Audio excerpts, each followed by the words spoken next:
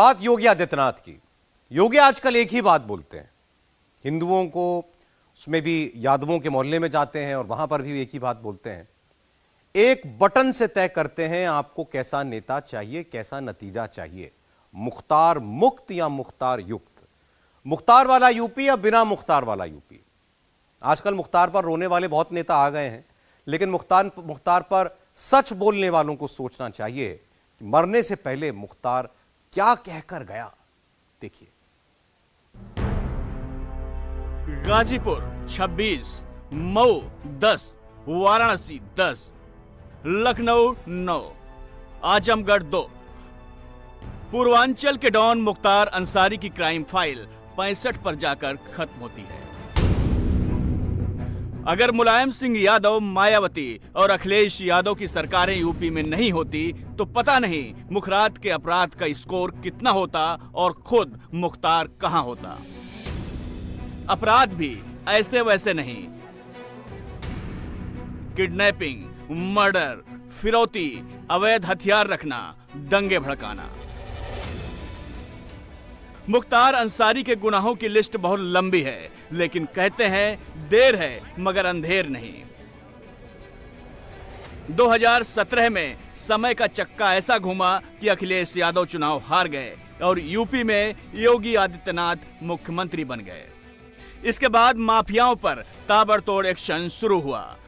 मुख्तार को सजा दिलाने के लिए योगी सरकार सुप्रीम कोर्ट पहुंची। तब कहीं जाकर उसे पंजाब की रोपड़ जेल से यूपी की बांदा जेल लाया गया। मुख्तार 18 महीने से उसी बांदा जेल में बंद था और वहीं डॉन की कहानी खत्म हो गई। मैं आज आपसे पूछना चाहता हूं कि ऐसी क्या वजह आपको पता लगी कि ये व्यक्ति जेल की, पंजाब की जेल में इतना आराम से रह रहा था मुख्तार अंसारी, और यहां आने के बाद फिर जो सलूक होना था वो हुआ। देखिए,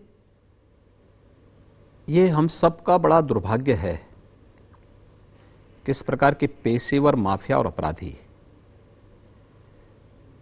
किसी न किसी रूप में सत्ता का संरक्षण प्राप्त कर लिया करते थे। मुख्तार अंसारी ने पहला अपराध 1978 में किया था और 1978 से लेकर के लगातार अपराध करता रहा। आज भी उस पर 54 से लेकर 58 मामले अलग अलग थाना क्षेत्र में उत्तर प्रदेश के अंदर दर्ज हैं। पहली बार 44 वर्ष के बाद पहली बार उस माफिया को सजा हुई है। आखिर क्या कारण है कि लोग हत्या करें, अपहरण करें, जबरन कब्जा करें और कोई इनके खिलाफ गवाही नहीं देता? मुख्तार अंसारी ने पहला अपराध कब किया था? 1978 में किया था। पहली हत्या 1981 में की थी। कोई मुझे बताएगा कि 1981 और 1978 में हुआ अपराध में क्यों नहीं उसमें कार्रवाई हुई? क्यों नहीं उसके बाद लगातार उस पर शिकंजा कसा गया? वो हत्या पे हत्या करता गया। 2005 में यूपी में मुलायम सिंह यादव मुख्यमंत्री थे। मऊ के शाही कटरा मैदान में भरत मिलाप कार्यक्रम था। अचानक दंगे भड़क गए, 17 लोगों की हत्या हो गई, हिंदुओं की दुकानें फूंक दी गईं। दंगे रोकने का काम पुलिस, पीएसी और अर्धसैनिक बलों का था, लेकिन हुआ क्या? मुख्तार अंसारी खुली जीप पर अपने गुर्गों के साथ ऑटोमेटिक हथियारों के साथ घूम रहा था। मुलायम सिंह को अपनी पुलिस, पीएसी पर नहीं, मुख्तार पर भरोसा था। वो मुख्तार का कद और खौफ दोनों बढ़ाने का खतरनाक खेल खेल रहे थे ताकि ओटों की फसल काट सकें। लेकिन 2017 में सत्ता संभालने के बाद योगी ने माफिया और नेताओं के नेक्सस पर करारा प्रहार शुरू किया। क्या कारण है कि सरेआम ये लोग दंगा भड़काएं और एक जनप्रतिनिधि के रूप में वह व्यक्ति अपनी नंगी रिवाल्वर लेकर के, पिस्टल लेकर के लहराते हुए खुली जीप में जाए? और सरकार कर क्या रही थी? क्या कर रही है सरकार? ये काम किसी व्यक्ति का नहीं होना चाहिए। ये तो फोर्स है, उसके लिए दंगा अगर हो रहा है फोर्स रोके उसको। लेकिन नहीं, उसको पूरी छूट दी जाती है। आप उस तस्वीर की बात कर रहे हैं मुख्तार अंसारी मऊ में जीप के ऊपर बैठ के मैं उसी की बात कर रहा हूं। इसी प्रकार की स्थिति प्रयागराज में भी थी। अति कहते क्या स्थिति बना के रखी थी? सैकड़ों एकड़ शासन की भूमि को, विकास प्राधिकरण की भूमि को कब्जा करके वो कॉलोनी बसाया जा रहा है। कोई रोकने वाला नहीं, कोई टोकने वाला नहीं। अपराध पे अपराध किए जा रहे थे, यानी कहीं भी कोई उसके खिलाफ बोलने वाला नहीं। आखिर किसी को तो स्टैंड लेना पड़ेगा। और कब तक चलेगी अराजकता? एक व्यक्ति के लिए हम 25 करोड़ आबादी के जीवन को दांव में लगा दें? ये नहीं हो सकता। हमारे लिए उत्तर प्रदेश की जनता महत्वपूर्ण थी और इसलिए हम लोगों ने कहा कि नहीं, अगर इन माफियाओं से हम सख्ती से निपटेंगे नहीं तो 25 करोड़ प्रदेश की जनता के हितों के लिए फिर हम कुछ भी करने में सफल नहीं होंगे। और उत्तर प्रदेश के परसेप्शन को तो बदलना ही पड़ेगा। प्रदेश में कानून का राज होगा, उत्तर प्रदेश दंगा मुक्त होगा। बिना भेदभाव के शासन की योजना जब हर जाति, मत और मजहब के लोगों को मिल रहा है, किसी के पर्व और त्योहार में किसी प्रकार का डिस्टर्बेंस नहीं है, सबको फ्रीडम है हर प्रकार की, तो फिर अराजकता फैलाने की और दंगा करने की छूट भी किसी को नहीं देंगे। मुलायम और मायावती के राज में मुख्तार का ऐसा जलवा था कि बड़ा से बड़ा पुलिस अफसर उसकी तरफ आंख उठाकर नहीं देखता था। मुख्तार जो चाहता था पुलिस वही करती थी। 2004 में मुख्तार ने सेना से चोरी हुई मशीन गन का सौदा 1 करोड़ में किया। मुख्तार अपने दुश्मन कृष्णानंद राय को खत्म करने के लिए मशीन गन खरीद रहा था। एसटीएफ ने मशीन गन जब्त कर ली और मुख्तार पर पोटा लगा दिया।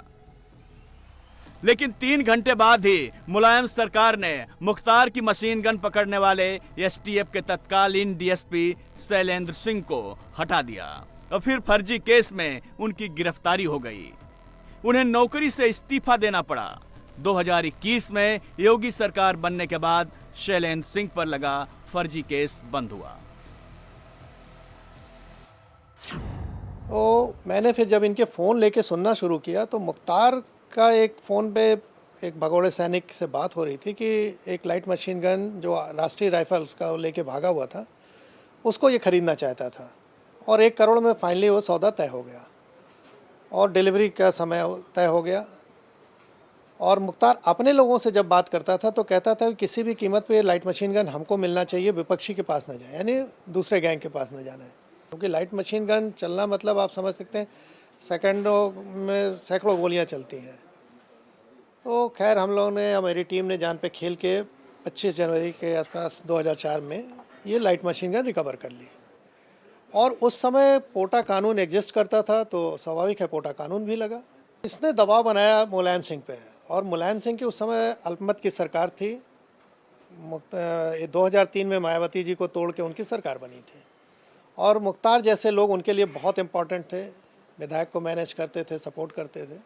तो इसने उन पर दबाव बनाया कि इस केस को रफा दफा किया जाए। अंत में 15 दिन बाद इस घटना के मैंने 11 फरवरी 2004 को फाइनली रिजाइन किया। 2017 के बाद यूपी की राजनीति बदल गई। मुख्तार और अतीक समेत एक एक कर तमाम माफिया मिट्टी में मिला दिए गए। लेकिन योगी और मोदी के विरोधी अब भी उसी माफिया परस्त राजनीति पर अटके हुए हैं। अखिलेश, शिवपाल, रामगोपाल यादव मुख्तार की मौत में साजिश का एंगल देख रहे हैं। शिवपाल एक माफिया की करतूतों को स्वतंत्रता सेनानी के परिवार की आड़ में छुपाना चाहते हैं। ये परिवार शायद आज़ादी की लड़ाई में भी इस परिवार का बहुत बड़ा योगदान था। तो देखिए इनकी मौत संदेह के घेरे में है। तो देखिए न्यायालय को इसमें स्वयं रुचि लेना चाहिए। अगर जेल में किसी की मृत्यु होती है तो उसकी जिम्मेदारी प्रशासनिक अधिकारी, जेल से लेकर के सरकार से लेकर सबकी जिम्मेदारी है। मायावती उसे गरीबों का मसीहा बता रही हैं। मुख्तार 24 साल विधायक रहा। 1996 में पहली बार बीएसपी से जीता। 3 चुनाव जेल में रहकर जीते। खुद की पार्टी कौमी एकता दल बनाया। उस दौर में मुलायम और मायावती जिसकी सरकार होती थी, मुख्तार उसी को सपोर्ट करता था। सोचिए, अगर मोदी योगी की डबल इंजन सरकार नहीं होती तो मुख्तार जैसे माफिया कितना खतरनाक बन जाते। वोट बैंक, एक वोट की कीमत क्या होती है? एक वोट कर्फ्यू भी लगा देता है और एक वोट कांवड़ यात्रा भी निकाल देता है। सही दिशा में जाएगा तो कांवड़ यात्रा निकलती है और गलत हाथों में जाता है तो कर्फ्यू लगा देता है। एक वोट गलत हाथों में जाता है तो अराजकता फैलाती है, और अगर वही वोट सही दिशा में जाता है, सही पार्टी के पास जाता है तो आस्था का सम्मान करा देता है। राजनीतिक संरक्षण मिलने से मुख्तार खुद को कानून से ऊपर समझता था। 2022 में जब उसका बेटा अब्बास अंसारी मऊ सदर से चुनाव लड़ा तो उसने भी अफसरों को धमकी दी। धमकी क्या थी? अखिलेश यादव की सरकार आने वाली है, 8 महीने किसी अफसर का ट्रांसफर मत करना, हम हिसाब किताब करेंगे। अब्बास चुनाव तो जीत गया, लेकिन हिसाब किताब में खुद फंस गया। फिलहाल कासगंज जेल में बंद है। पिता के अंतिम दर्शन की परमिशन भी हाई कोर्ट से नहीं मिल पाई है। जिस दिन लखनऊ से आ रहा था तो राष्ट्रीय अध्यक्ष अखिलेश यादव जी से मिला था। अच्छी लंबी बात हुई और कहकर आया था कि भैया कुछ दिनों तक थोड़ा ट्रांसफर पोस्टिंग रोके रखिएगा। पहले जिन्होंने जिनके करियर बर्बाद किए हैं, जिन्होंने जिनके ऊपर मुकदमे लगाए हैं, पहले उनकी भी तो जांच पड़ताल कर लिया जाए। यूपी में 2003 से 2007 तक मुलायम सिंह यादव की अल्पमत वाली सरकार थी। मुख्तार अंसारी निर्दलीय विधायक था और मुलायम को समर्थन देने के बदले में उसने मनमानी ताकत हासिल कर ली थी। सत्ता के नशे में चूर मुख्तार ने 29 नवंबर 2005 को बीजेपी विधायक कृष्णानंद राय पर अटैक करा दिया। मुख्तार के शूटरों ने AK-47 से 400 राउंड गोलियां चलाई। कृष्णानंद राय समेत 7 लोग मौके पर ही मारे गए। मृतकों की डेड बॉडी से 67 गोलियां निकली। मुख्तार के सबसे खतरनाक शूटर मुन्ना बजरंगी पर मर्डर का आरोप लगा। मुख्तार उससे पहले ही 25 अक्टूबर 2005 को अपनी बेल रद्द कराकर जेल चला गया था। कृष्णानंद राय की पत्नी अलका राय और उनके बेटे ने काशी विश्वनाथ का दर्शन करने के बाद कहा, अब उन्हें इंसाफ मिला है। बाबा विश्वनाथ को पूरा भरोसा था। आज बाबा के विश्वनाथ के आशीर्वाद से, कृपा से मुझे न्याय मिला है, क्योंकि CBI कोर्ट से भी हम लोग हार गए थे। आज योगी और मोदी जी का देन है जो कि आज हमको न्याय मिला। ये गलत बात है। ये देखिए, तुष्टिकरण की राजनीति उनको करना है और दूसरे पक्षों के लिए उनको कोई ना कोई मुद्दा चाहिए, तो वो एक अपराधी में अपना मजहब ढूंढ रहे हैं। और मेरा ये मानना है कि रमजान के इस महीने में ये फैसला आया है। अल्लाह का दरबार कहिए चाहे बाबा विश्वनाथ का दरबार कहिए, ये फैसला हम लोगों के बीच में है, इसको स्वीकार। क्या मानते हैं भगवान का न्याय मिला है? बिल्कुल बिल्कुल, तभी तो आज क्यों आई है? आज क्यों आई है? आज मैं हमेशा दर्शन करने आती हूँ। आज का दिन हमारे लिए बहुत खास का दिन था। इसको देखने का क्या सवाल है? ये सबसे पहले तो जितने बच्चे, जितने परिवार अनाथ हुए हैं, उसको बड़ा खुशी की बात है कि आज वो अपने को गर्व महसूस करते हो कि ऐसे अपराधी का यहाँ से अंत हुआ है, इस धरती से बोझ खत्म हुआ है। बाबा के दरबार में आती हूँ, बाबा से न्याय का प्रार्थना करते हैं कि बाबा आपके ही दरबार में न्याय मिल सकता है और कहीं नहीं। मुख्तार ने कृष्णानंद राय का मर्डर सिर्फ इसलिए कराया था क्योंकि गाजीपुर के मोहम्मदाबाद विधानसभा सीट को अंसारी परिवार अपनी जागीर समझता है। लेकिन 2002 के चुनाव में कृष्णानंद राय ने मुख्तार के बड़े भाई अफजाल अंसारी को हरा दिया। चुनाव में कृष्णानंद राय की मदद बाहुबली ब्रजेश सिंह ने की थी। ब्रजेश और मुख्तार की दुश्मनी स्कूल के दिनों से ही शुरू हो गई थी।